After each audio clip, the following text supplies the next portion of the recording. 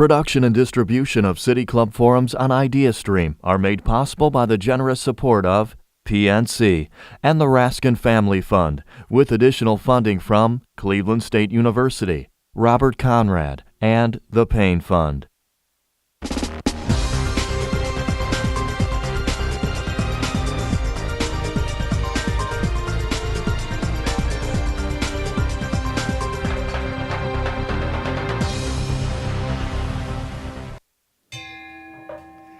Good afternoon and welcome to the City Club of Cleveland. I'm Dan Malthrop. I'm the Chief Executive here. I'm also a proud member of our City Club. We're here at the end of Mental Health Awareness Month, so it's appropriate and also a pleasure to introduce our speaker today, author and mental health advocate, Pete Early. Currently, in our nation, the largest mental health facility isn't a state-of-the-art hospital or recovery center. It's the Cook County Jail in Illinois, where an estimated 1 in 3 inmates battle some form of mental illness. Rikers Island in New York and Los Angeles County Jail follow close behind Cook County in the number of inmates with mental illness. Those correctional institutions are sadly not unique. The National Alliance on Mental Illness, or NAMI as it's known, estimates at least 400,000 inmates currently behind bars in the United States suffer from some form of mental illness. They also estimate that 25 to 40% of all Americans with mental illness will be jailed or incarcerated at some point in their lives. That's up to 2 in 5 Americans with mental illness who will cross paths with the criminal justice system. So what does that look like, crossing paths with the criminal justice system? Inmates often spend weeks, months, and in rare cases even years in jails, waiting to be transferred to state mental hospitals where experts will determine whether they are well enough to stand trial. Sometimes this process ends tragically, as in the case of J. Michael Mitchell, a 24-year-old suffering from schizophrenia, who died in a Virginia prison recently, and our speaker today recently wrote about that. Mitchell had been charged with stealing just $5 worth of snacks from a store. Pete Early has a personal connection to this intersection of mental health and our nation's justice systems. Mr. Early's son, Michael, was diagnosed with bipolar disorder and during a manic episode committed a crime.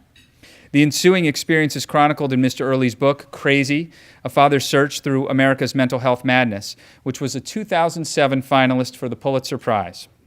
The book has also won awards from every major mental health organization in the United States, including the American Psychiatric Association.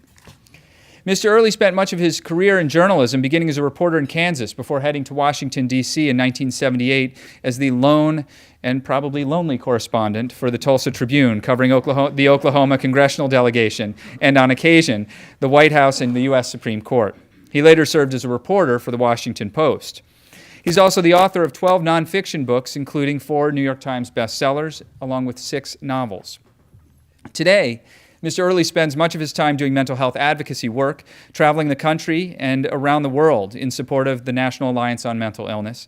He's testified or appeared before the U.S. Congress 5 times to tell his story and advocate for changes in our mental health care system. After the Virginia Tech shooting tragedy in 2007, Mr. Early was appointed by the Chief Justice of the Virginia Supreme Court to a panel that rewrote the state's mental health laws. Ladies and gentlemen, members and friends of the City Club of Cleveland, please join me in welcoming Pete Early. Thank you very much.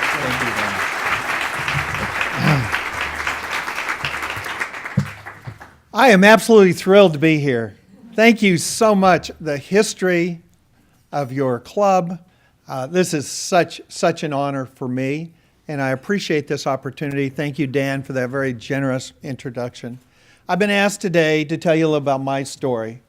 And my story begins with a frantic car ride and my son, college-age son, saying these words, "Dad, how would you feel if someone you love killed himself?"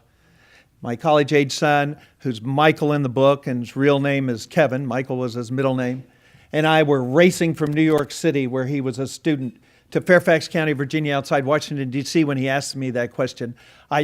My son had been diagnosed a year earlier with mental illness, bipolar disorder, and a doctor had put him on medication. But my son had stopped taking his pills. And when I picked him up that morning in Manhattan, he had been wandering around the city for 5 days. He hadn't slept. He was convinced that God had him on a special mission. And during that frantic car ride, he would laugh 1 minute, and then he'd begin sobbing the next. And I pleaded with him to take his medication. He screamed, "Pills are poison! Leave me alone!"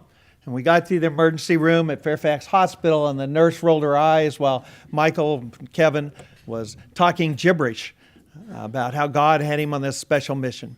And then we were taken into a room all alone, away from everyone else. And we were there for 4 hours. And finally, my son said, "I'm not sick. There's nothing wrong with me. I don't need to be in here. I'm going to leave." And I said, hang on. And I literally went out and I grabbed a doctor. And I will never forget how that doctor came in the room. He came in with his hands up as if he was surrendering. He says, "I'm sorry, Mr. Early. I really can't help you with your son." I said, "You haven't even examined him." And he explained that it didn't matter. Virginia law at that time was very specific. Unless a person posed an immediate, imminent danger, they could not be required to take medication. They could not be required to undergo treatment. And the nurse had told him my son thought all pills were poison. But he looked at me and he said, "You seem like a nice guy. I'll tell you what. You bring your son back after he tries to kill you or kill someone else." Well, I took my son home, and during the next 48 hours, I saw him sink deeper and deeper into a mental abyss. At one point, he had tin foil wrapped around his head because he didn't want the CIA reading his thoughts through our television.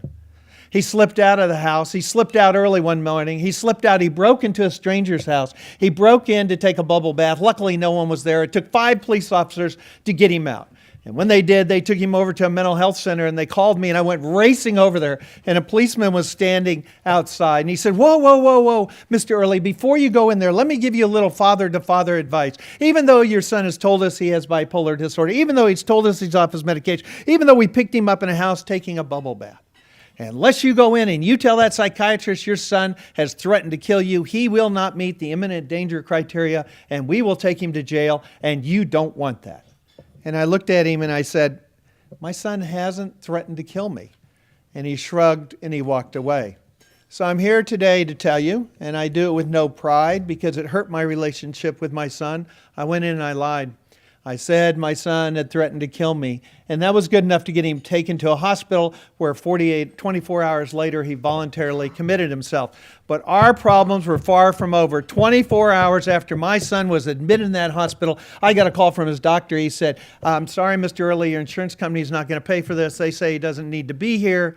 We're going to release him." I said, hold on. I called that insurance company, and I got absolutely nowhere.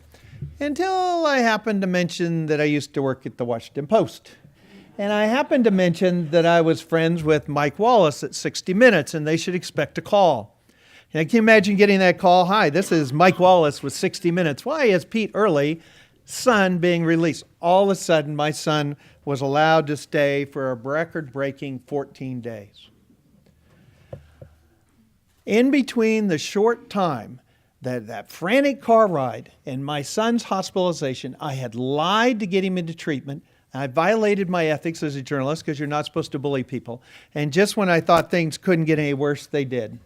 I got a call from the Fairfax County Police. My son was being charged with 2 felonies, breaking and entering and destruction of property. I was so frustrated. I said to my wife, Patty, one night, "I want to help our son, but I don't know how to do it." And she looked at me and she said, "Why don't you do what you do best? Pete Early, a father, can't figure out much. But Pete Early, a reporter, can. Why don't you investigate this and see what's really happening?" Well, for once, I actually took my wife's advice. Now, that's my only joke. So if you don't get it, I'm sorry. But I did a little digging, and I discovered what happened to my son is not some aberration. As Dan has just told you, as we're sitting here in this beautiful facility, there are 400,000 people with schizophrenia and major depression and bipolar disorder in our jails and prisons. More than 2 million are arrested every year. More than 1 million are on probation. And as Dan said, the largest public mental facility in the United States today is not a treatment center. It's the rivalry between the Cook County Jail, Rikers Island, and the LA County Jail. And if you think Ohio has missed out on this, then you need to think again. Despite all you've done, and I want to tell you right now, Ohio has been a national leader when it comes to mental health reform. You should pat yourself on the back.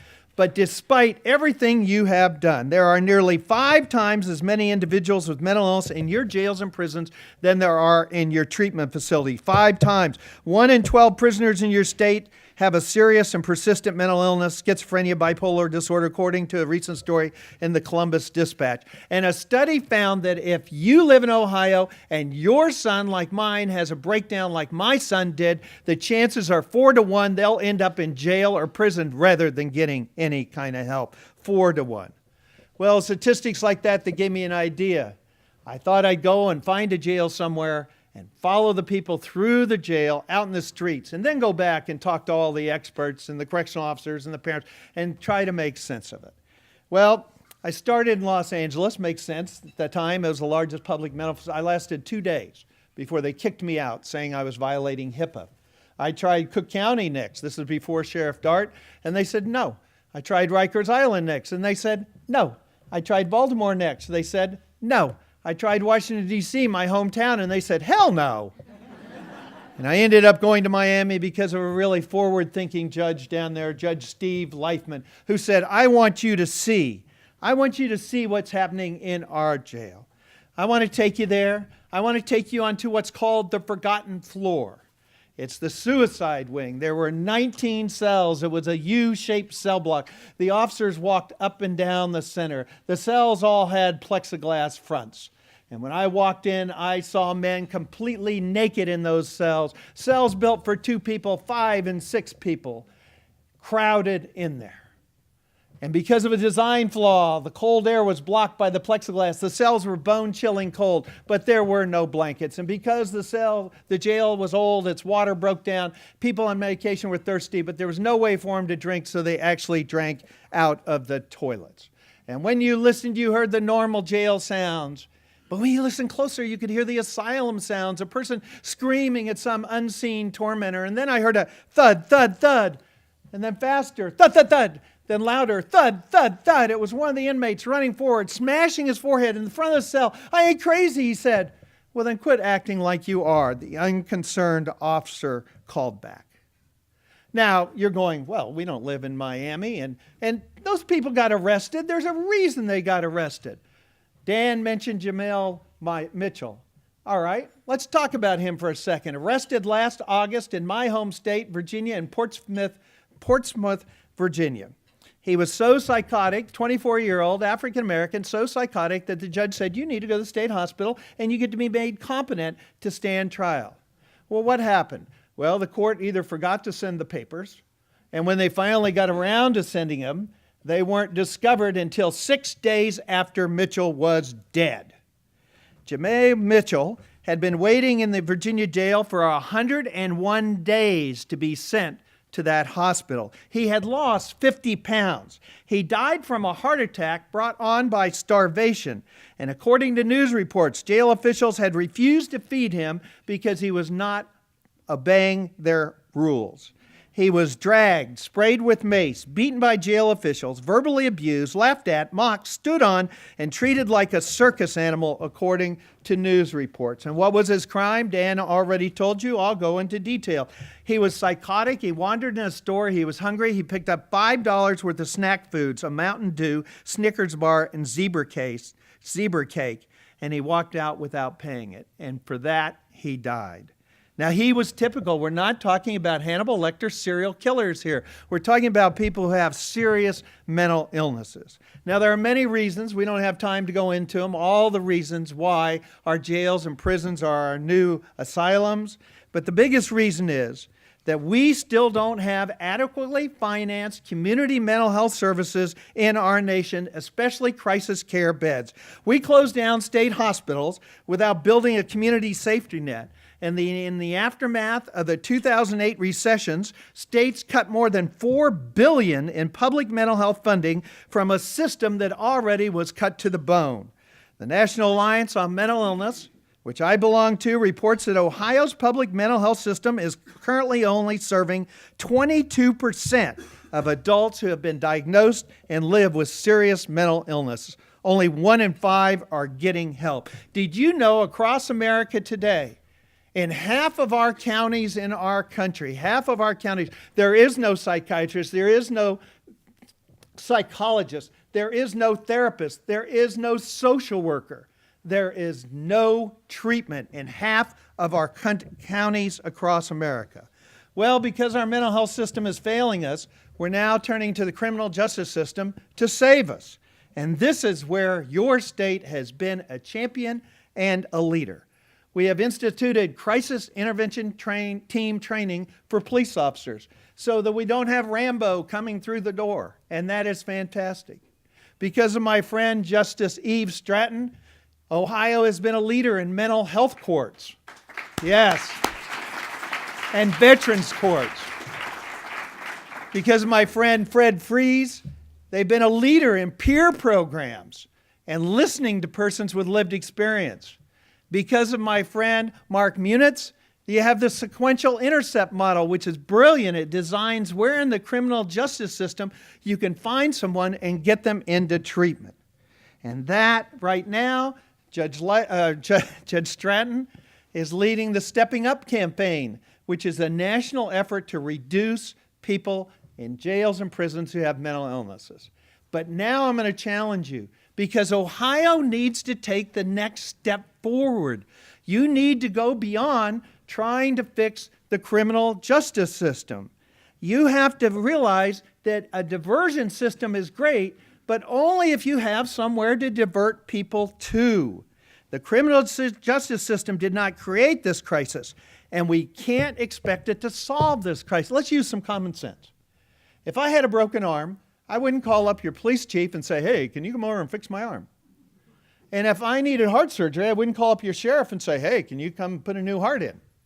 And if I had nasty, nasty hemorrhoids, I wouldn't call up your judge and say, hey, judge, come on over. I need you to take a look. So why are we expecting the police and the sheriff and the judges to fix what is a community problem?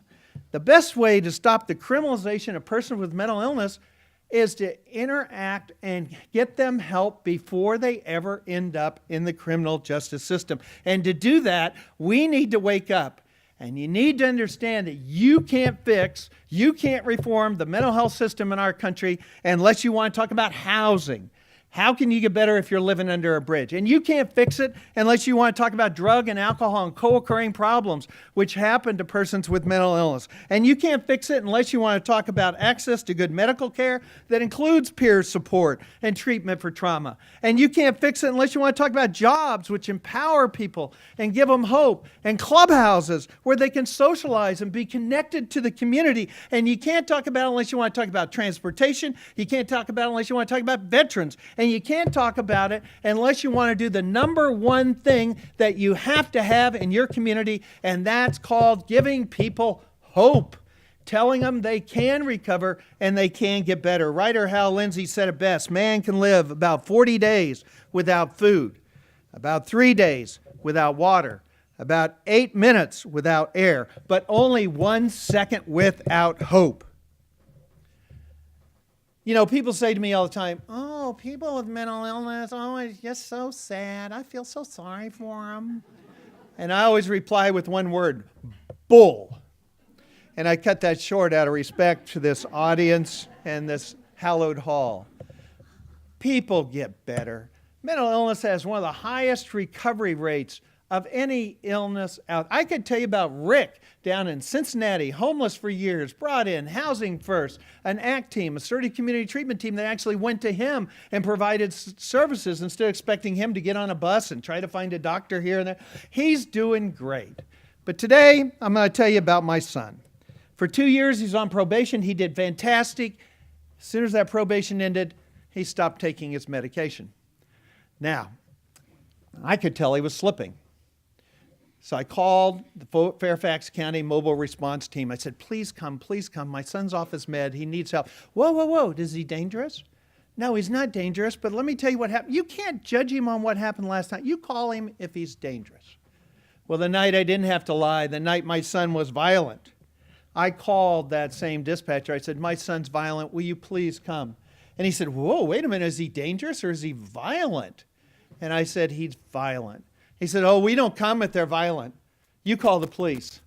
Well, I called the police, and they came, and they shot my son twice with a taser, and they hogtied him and took him away. Do you know what it's like for a parent to see your son tasered and hogtied and taken away? Now, I'm telling you that story for a reason. If I couldn't get help after writing a book about it, my fancy connections with Mike Wallace, my education, what chance does someone who's homeless, who's psychotic, who doesn't have any connections, what chance do they have? Well, my son got better. 2 more years go by, and then he goes off his meds again. It's Thanksgiving, and he can tell, and I know. So he runs out and he jumps in his car and he takes off, and I call him and I say, "What are you doing? What are you doing? Please, please come home." And he says, "I'm going to heaven." And he hangs up the phone. 4 hours later, he ran out of gas. I guess if you live in North Carolina, you're going to be honored because that was where he stopped. That must be heaven. And he called me. I said, "No problem. Just go get some gas. Just go get some gas and we'll take care of this." And he goes, "No, no, no. You don't understand, Dad. If I step out of this car, I'm going to die. The voices are telling me if I step out of this car, I'm going to die." Now, we all know that's foolish, but how do you know you're listening to me? And if voices in your head were right now saying you'd die if you stepped out of the City Club, Dan, you'd have to open up a big wing of beds. So I did what no father should do. I arranged for my son to get gasoline. He drove psychotic up 95, went off the road twice. Luckily, didn't get stopped. Came to my house. I said, "I want to help you. I want to be your partner. What do you want?" "I want to go in a safe house. Just let me go. I don't want to take my meds." Okay, so we go in the safe house. Middle of the night, he gets up, takes off all his clothes, because as everybody knows, when you take off your clothes, you're invisible. And he went walking outside. But listen to what happened to my son this time. This time, a CIT-trained officer picked him up. And that officer treated him with respect. And when my son, he said, "Let's go to a hospital." And my son said, "Don't handcuff me. I'm not a criminal. Don't handcuff me." He said, "I won't. I'll use my discretion." Put him in the back seat. He even said, "What kind of music you like to listen to?" My son said, "Rap." He turned on rap and drove him to the hospital. My son said, "Thank you. That's like a taxi, but you don't have to pay." Got him there. And when that doctor said, "Well, being naked and walking down, that's not dangerous," the officer actually looked at him. I'm not recommending this. He looked at him and said, "Really, doctor?" Doctor said, "I'm going to drive him over to your front yard and let him out." All of a sudden, my son was admitted. Then he got a case manager, and she said to him, "Why don't you take your medication? Do you know my son's 7 psychiatrists, only 2 have bothered to learn anything about him except his name and his symptoms, and that's because they're only going to be paid for 15 minutes, and all they have to do is stick pills in somebody's mouth and shove them out the door." But treating the mind also requires treating the heart. And she got him a doctor who actually talked to him and said, "Let's work and find a medication that doesn't make you gain 60 pounds and doesn't make you sluggish and doesn't interfere with your life." And then she said, "You shouldn't live with your father." I didn't quite know how to take that, but she said, "You're too old to live with your father." She got him in housing first. She got him with 2 guys with schizophrenia, and he had an apartment, and she said, "I expect you to clean it. I expect you to pay rent on it." And then she said, "What do you want to do with your life?" "Oh, what can I do? I have a mental illness." "Knock it off. Control it. Don't let it control you." I'd like to help people. I got the perfect job for you. It's called peer-to-peer, a person with lived experience, helping people with lived experience. She got him certified. Today, my son is a peer-to-peer specialist. He works on a jail diversion team in Fairfax County. He pays taxes. He lives independently. So don't tell me recovery is not possible. I have seen it with my own eyes. Let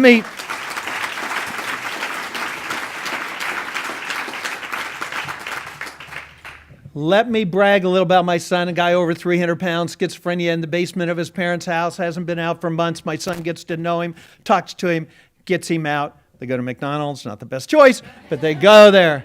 That's not much. That's not much unless that is your son. What saved my son? Being diverted from the criminal justice system into the mental health system that actually addressed his needs and gave him hope. What do people with mental illness want? Why do we ask such a stupid question? They want the same thing all of us want. They want a safe place to live, a purpose in life, and people to love them. Which brings me to you. What can you do? Never forget that one person can change the world. One person can change your community. I have seen it happen. Margaret Mead said it best when she said, "Never doubt that a small group of thoughtful, committed citizens can change the world. Indeed, it's the only thing that ever has." You've been very polite, very nice listening to me. I'm going to close by telling you a story. I grew up in Oklahoma. My dad was a minister. That meant that I was dragged to church every Wednesday night, every Saturday, every Sunday. And I got good about sitting there looking like, and never hearing a word, except when he told one story, and it's about a woman having sex.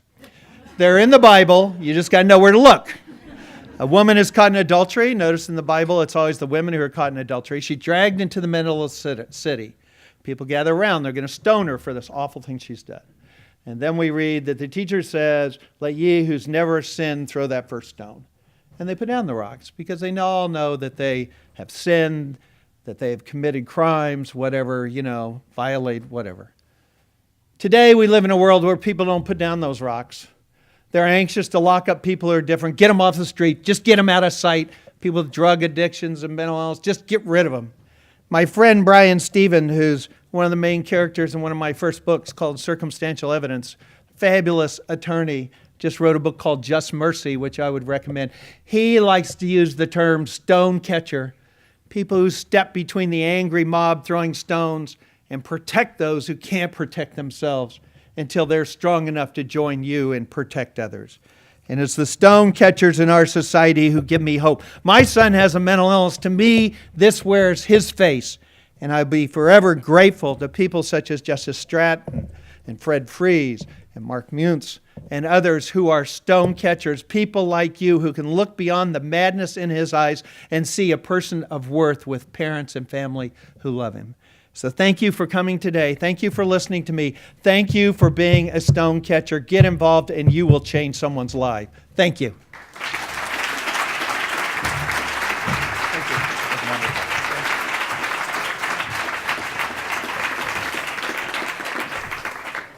Strong words. Brian Stevenson spoke here. Oh, did he? Yes, he did. He spoke here. I'm It was. ashamed because he's the best speaker I've ever heard. He was really good. It was March, 18th, 19th, 2015, the day after our president spoke. Today at the City Club of Cleveland, we're enjoying a Friday forum featuring Pete Early, stonecatcher and mental health advocate and author of Crazy, A Father's Search Through America's Mental Health Madness. Nobody? No, okay. We're about to head into the Q&A, and we welcome questions from all of you, everyone, including guests, City Club members, guests, students, those of you joining us via our radio broadcast, our webcast, or our new live simulcast at the Cuyahoga County Public Library Parma Snow Branch. If you'd like to tweet a question, you can tweet it at the City Club, and our staff will try to work it into the program. Please make sure your questions are brief and to the point, and actually questions, and please don't try to wrestle the microphone away from our staff. They know just exactly where to hold it. Holding our microphones ably today are our Director of Programming, Stephanie Jansky, and our Content Associate, Teddy Eisenberg. May we have our first question, please? I should say, I know your reputation, and you ask tough questions, and I'm from Washington, so I'm equally tough in giving you a lot of words and not saying anything. So there you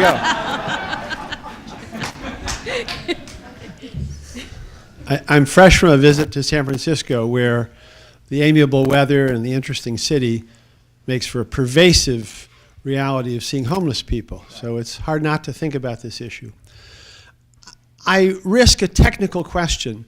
You described your son not being willing to take his meds and the desperate effort to get him to do so, but then you also talked about uncertainty, about what is the right set of medication. From a distance, it's hard not to long for certainty in what should be done for someone.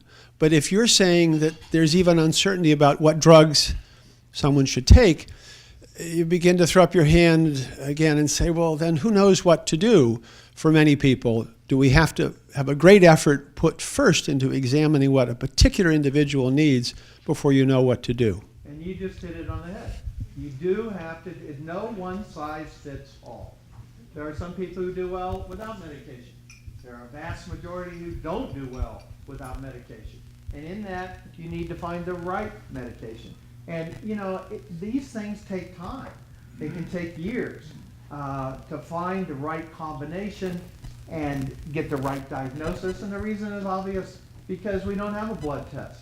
I can't, take a DNA sample and say, oh, I have, bipolar disorder. We're not at that stage yet. So it's based on symptoms of people telling you what is, and so it's a very indefinite system. So you have to stick with it.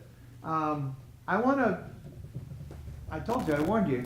You mentioned San Francisco, and I want to mention something there, because I had a heartwarming, something really meant a lot to me. I was out in San Francisco. There's a place called the Hotel Empress there for homeless.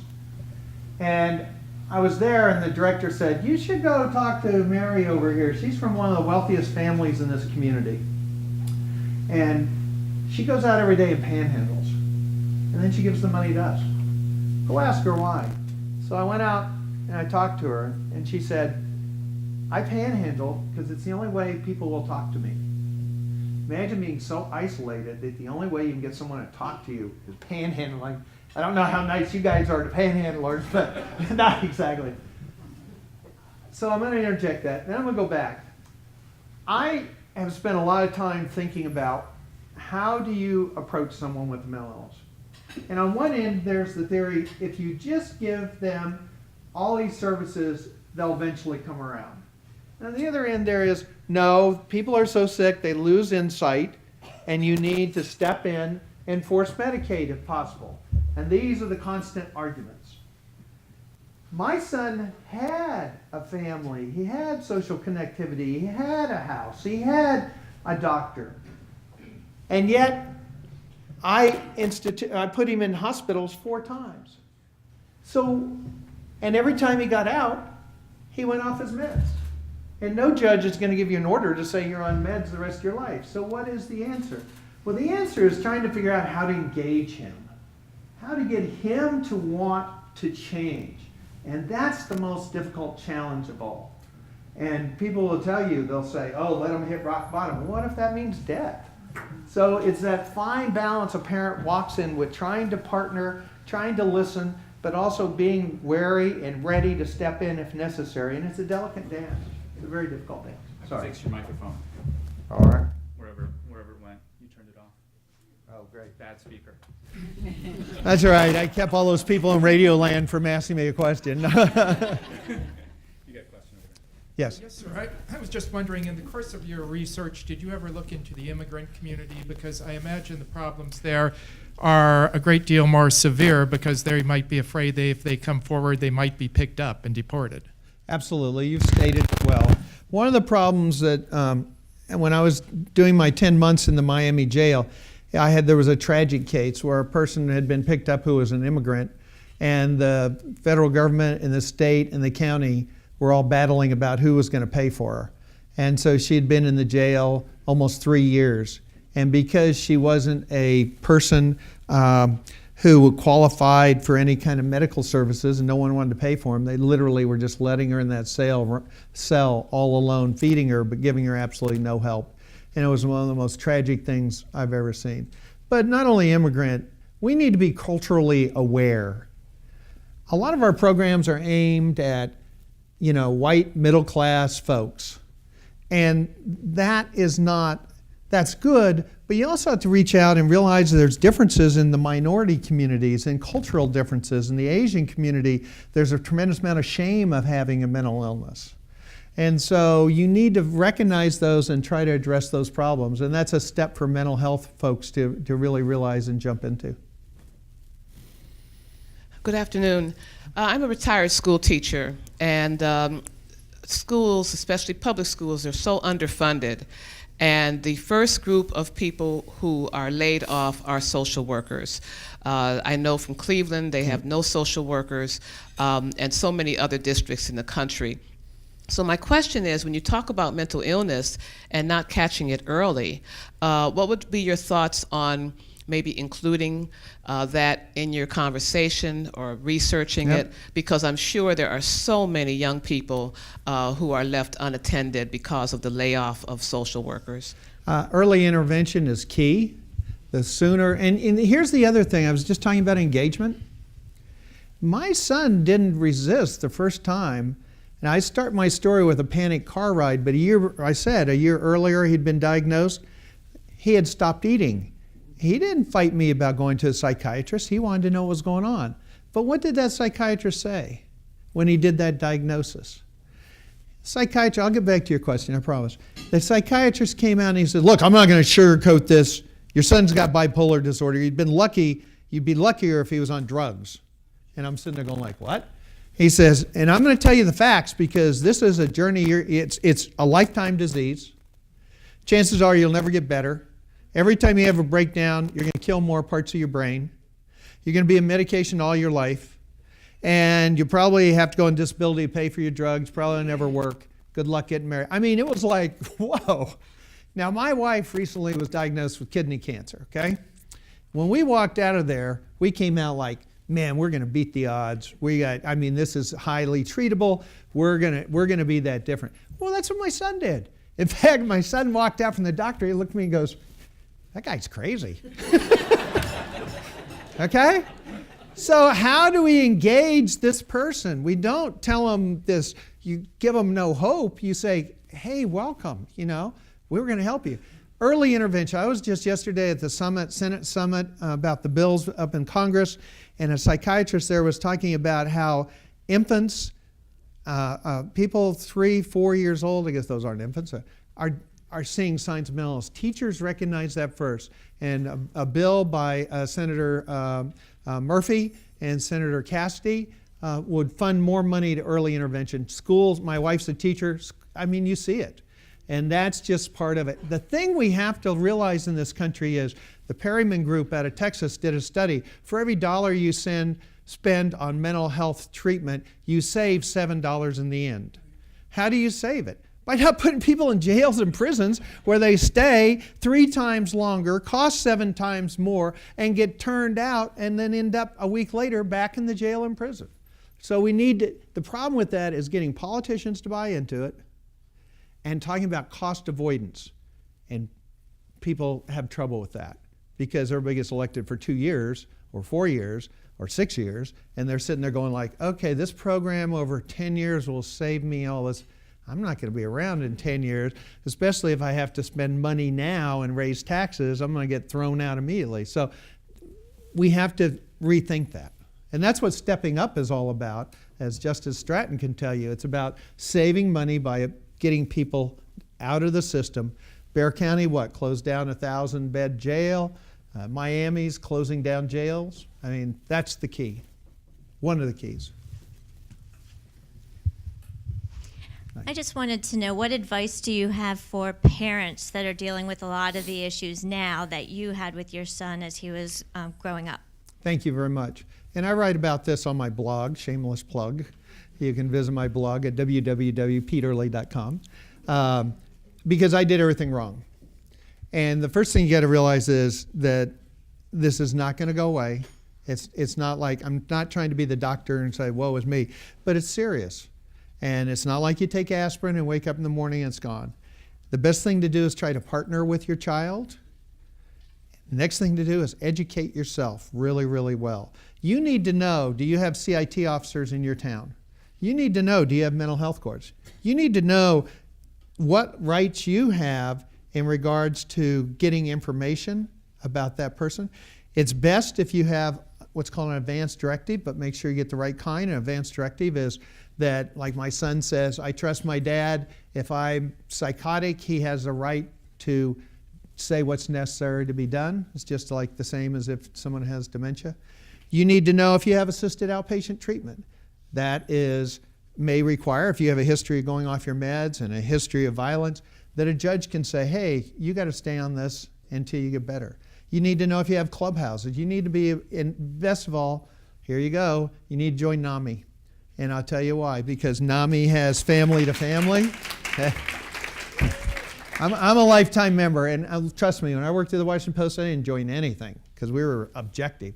I joined NAMI the first thing when I got out because I needed that support. They have family to family, which will help you. They'll come to you and say, okay, look, your son's doing this. Guess what? So did Mary and Bill, and here's how we handled it.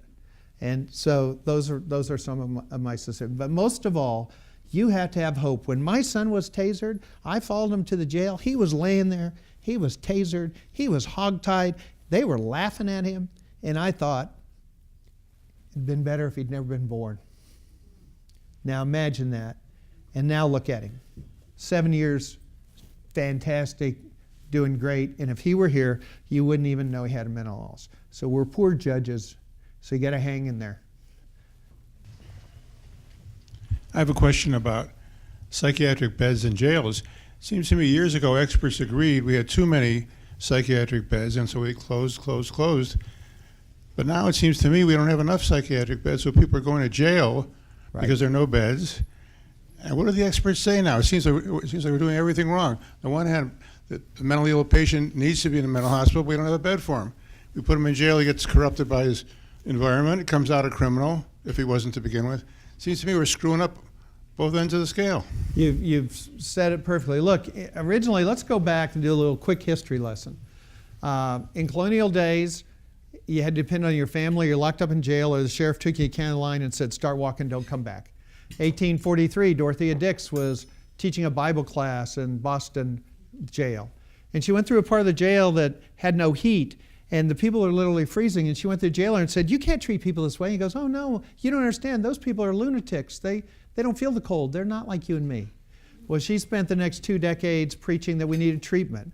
And she personally persuaded 33 states to open up hospitals, which is what you're talking about. We opened up these state hospitals, and all of a sudden they were filled with thousands of, well, we all know what happened. They turned into giant warehouses where people often were abused and neglected. In Oklahoma, my home state, in 1963, they had a big expose, and they were worse than concentration camps.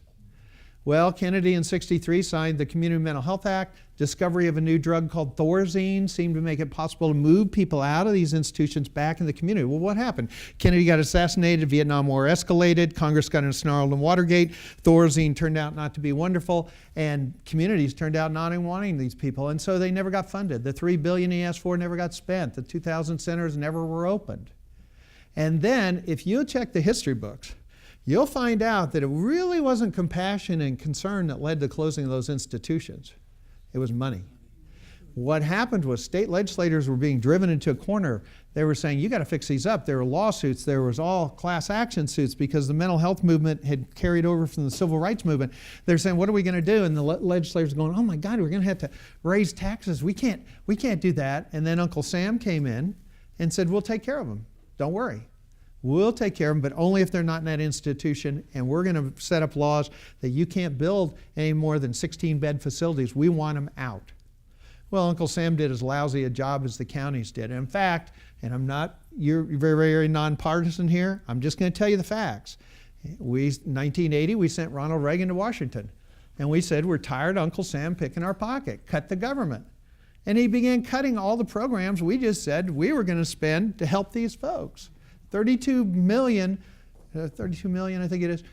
No, 32 billion in housing was reduced down to 6 billion because we told him to. I'm not blaming Reagan, he just did it, all right? Then in 2008, as I said, states started cutting again. So I really appreciate your question because we have never adequately funded any of these things. And right now, it's gotten worse. We have psychiatric boarding. What's that? I was just in California. You have somebody, you go to an emergency room, you take your child in, you can wait a minimum of 18 hours, sometimes up to 3 days trying to get a hospital bed because there are no crisis care beds available. Why aren't there? Well, there's a couple reasons. One is HMOs. Initially, they were going to save us all. 2005, I think 3/4 of them were for-profit. Psychiatric beds don't make money. Surgical beds do. And so they began in 2005 in Northern Virginia, they closed down half those beds. And you're going to see it happening all over in hospitals too. They got to make money. So they're constantly balancing, okay, how many surgical beds do we have and how many psychiatric beds, which are going to cost us money? You know, everybody knows about Virginia State Senator Craig Deeds, right? And how he took his son in and there were no beds. There were no beds. And his son went home, and his son attacked him and then killed himself. That shows the problem. But let me go beyond that. Do you know that that should not have surprised anybody who was paying attention in Virginia? Because 2 years earlier, our state inspector general had said that hospitals were turning 200 people a month away from their facilities who met the dangerous criteria because there were no beds. They called it streeting. Now here's the other part of that. The day that Craig Deeds took his son there were 150 people in the state hospitals who had reached their maximum potential. They were ready for discharge, but there was no place to send them in the community. There was no housing. And so they had bottlenecked the system.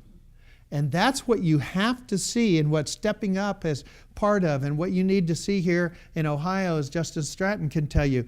It's not just, oh, let's fix CIT or let's make a mental health court. You have to look at the whole spectrum, and that includes housing and all those other things. So I talked long enough. I think you forgot your question, but thank you. Mr. Early, thank you very much for your compliments about the state of Ohio and Cuyahoga County in particular. We've worked hard in this community to be a leader in mental health services. My question to you is, well, recently in our county, we have established a faith-based committee. Good for you. Where we're emphasizing the importance of spirituality in the recovery process. We're excited about it. We know that it's going to make the difference in the lives of our consumers. I would like to hear your opinion about faith and spirituality in the recovery process. And I could not end my statement without saying, because of the leadership of our CEO, Mr. Bill Dennehan, this is why we're doing so well in this county. Good. Let me try 2 points here. First is, when somebody has a mental breakdown, one of the first persons they call is their family doctor. The number 2 person that gets called is their minister. And ministers are even poorer equipped than family doctors are when it comes to mental health. Most family doctors don't know anything about mental health.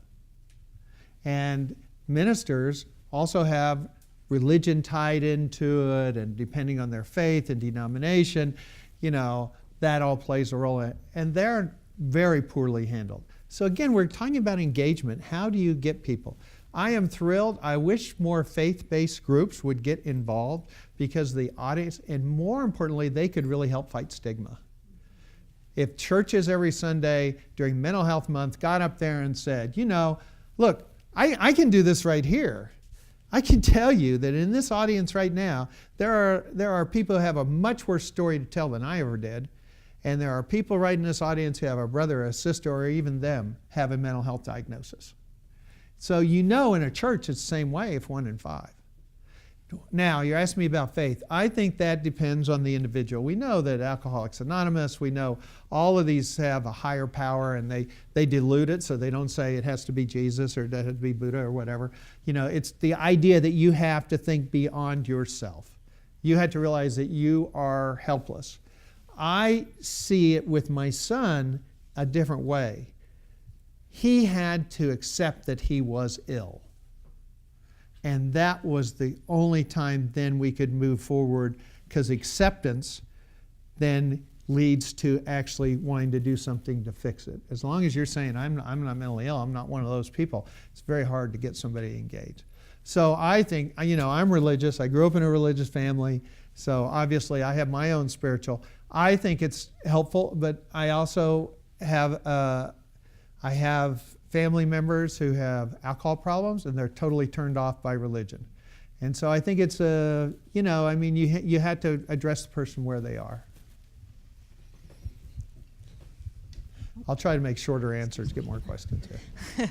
Hi, I work in one of our region's state psychiatric hospitals, and we actually have your book on the shelves of our hospital, in our patient library. So I'm putting on my Stonecatcher hat. And what some of our patients want to know, and you touched on it briefly in a previous question, is that bottleneck experience. People who feel they've reached their potential, people who feel like they're ready for the next step, possibly because of their charges or having like an NGRI status, they feel stuck. Right. And they don't know where to go next. So they want to know, I'm asking on their behalf, what advice do you have for them to get to the next step? More specifically, aside from NAMI, are there any other organizations that you're aware of that are really working to help people sort of navigate this process? Yeah. Look up the Corporation for Supportive Housing. I happen to be on the board. Justice Stratton used to be on the board. And they have a lot of reentry programs there that are designed specifically like that to help people with housing. One of the problems you run into if you're caught in the criminal justice system is nobody ever wants to let you out because they're afraid. And that's why they spend, 3 to 7 times longer in a facility. And no judge wants to take the risk of putting his name on an early discharge or a discharge because he's afraid something might happen. So you have to go beyond that, and the way you go beyond that is by setting up a reentry system where people just aren't thrown out the door, where they have a case manager, they have a case plan, they have people checking on them, and they help them make that transition. And that's where you have to work with law enforcement and also your community to set up housing, not in the slums, not where people are using drugs and right back in an environment that's going to be hard for them to overcome, but in a place that's going to help uplift them, connections to clubhouses. But you have to have, if you then have that plan, if you can go and say, hey, look, we want to release Pete, and he's going to go in this housing, he's going to be seen by this person, he's on his meds, he's done this, if that's what the answer is, then you're going to be able to do that. But that's tough because it all goes back to money and getting that kind of support. Look for a really progressive judge. Look at the Corporation for Supportive Housing. They have a reentry program guide there that might be useful. And they're big in Ohio, aren't they? Aren't they, Justice Stratton? Yeah, Corporation for Supportive, yeah. Oh, wait a minute. Sorry. Mr. Early, thanks again. That was very powerful. I appreciate you sharing that with us. Thank you. I currently serve as the medical director for our county jail, and we're continuing to build more successes with this idea of the reentry programs, and it's absolutely vital. But my background for 25 years was emergency medicine. In fact, years ago I worked in Fairfax in the emergency department there. Crazy busy. Yeah. And across the country, emergency departments have become everybody's safety net. Right. And everybody gets sent there. And you can see how wrong this works for these kind of patients. Fortunately, in this city, we actually have an emergency department focused on just behavioral health emergencies in St. Vincent's Charity, and they do a wonderful job. My question is, have any of the rules or laws or approaches in emergency departments in Virginia changed since what you dealt with your son? Or are you still going to face that same kind of reproach when you go in there with that kind of a behavioral health emergency? Well, it's trying to change attitudes, but what you'll see in the most successful communities is, and look, emergency rooms can't turn people away, and neither can jails. And so that's why they become the dumping grounds. So what you're going to see in Bexar County, Texas, San Antonio, they have a crisis drop-off center. Those are picking up steam. Miami, it's the same place. Try to get them away from both the emergency room, away from the jail, into a facility where you can be properly diagnosed and funneled then into the right services. And so that is kind of the goal, and we're trying to do that in Virginia. But we're also, you need to talk about a mind shift here. And it's a mind shift. You know, I just told you about how bad things were in Miami. Miami has been working hard to change that. And Judge Leithman said, you need to get down here because I'm tired of hearing your speech. And so I went down there, and last week they had 50,000 calls related to mental health last year. They have gotten CIT so well tuned down there, they only made 109 arrests. And he said it's a matter of pride now that if an officer gets spit on, he doesn't charge him with assault. Even if an officer gets pushed, he doesn't charge him with assault because it's a matter of pride. I'm going to get this person help. That's a cultural shift. That's amazing. And that's what you have to, that's what your goals should be, you know, trying to get that in both EMT. And, you know, emergency rooms, I think most emergency rooms that I've dealt with don't want them there. And low priority, not going to make any money, so let's just sit them in the corner and hopefully they'll leave. And that's what happened to me. Yeah. Pete, thanks for an extraordinary mission today. I appreciate what you've done and what you'll probably continue to do to raise our consciousness. I serve as an administrator in the business side, and I've seen a change of treatment versus incarceration, and we have the leverage. You want treatment or you want to go to jail? That works, but it only works best when you have the capacity, talking about the rooms and housing and jobs when people get out of prison. So the problem that I see is the lack of funding. And it goes back to what the gentleman in the facts. Well, we had them in jail in the 60s, let them out of jail, let them out of the hospitals. Now they're in jail. I think that I would like to hear your viewpoint of what is the next step to get to where your son's at, because we have all those steps to get there, but I don't think we had that final step. The final thing is that I was taught a lesson myself. I thought I knew a little bit about the community, and I was with a group of people that says, 5% of the people we're treating cost 80% of the funding. And I called them, the frequent flyers. Right. And a doctor in the audience says, we shouldn't be doing that. It's a failure of the system, not their failure first. And I think we've got to recognize that it's we have failed to properly treat them. And to call them frequent flyers is not the way to do it. Right. And until we get to that 5% and figure out the lack of capacity, instead of talking about all these other things, I'd like to hear your comments on that to make all of us where your son's at today. Well, you've asked me several questions. You're right, it's about 5% cost, about 50% of services. It's the old $1 Million Murray, if you're familiar with that story, where they followed a guy in New York years ago and they ended up costing $1 million in services. We're lucky in law enforcement because we actually can prove in most cases it's cheaper to provide housing, et cetera. There's a real confusion here when it comes to money. You go out in the street and there is no money. And people have just cut. Yet we spend $200 billion a year on mental health in this country. California had just had the millionaire's tax. They got $1 billion, and their services aren't much better than ours. So it's what is going on here? Is it not getting to them? Is it what? Senators Murphy and Cassidy have a new bill that they've introduced trying to get more money into the kind of services.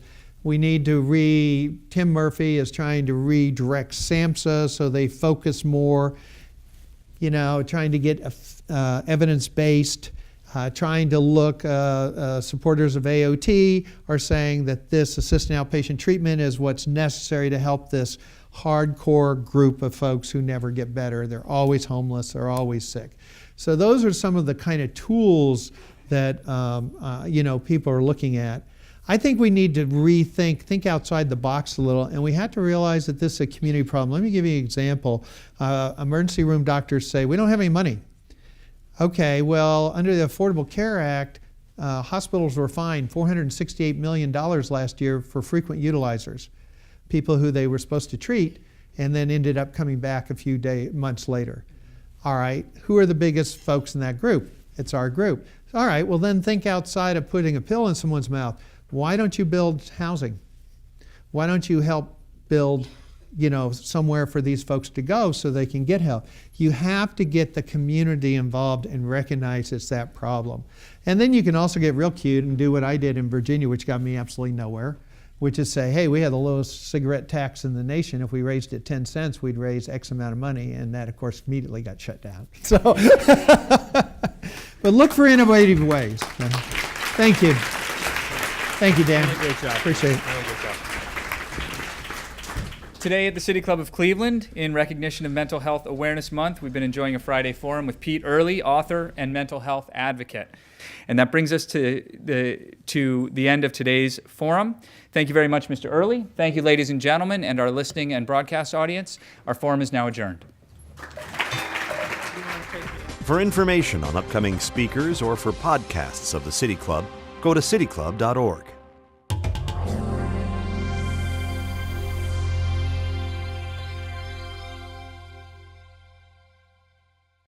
Production and distribution of City Club forums on IdeaStream are made possible by the generous support of PNC and the Raskin Family Fund, with additional funding from Cleveland State University, Robert Conrad, and the Payne Fund.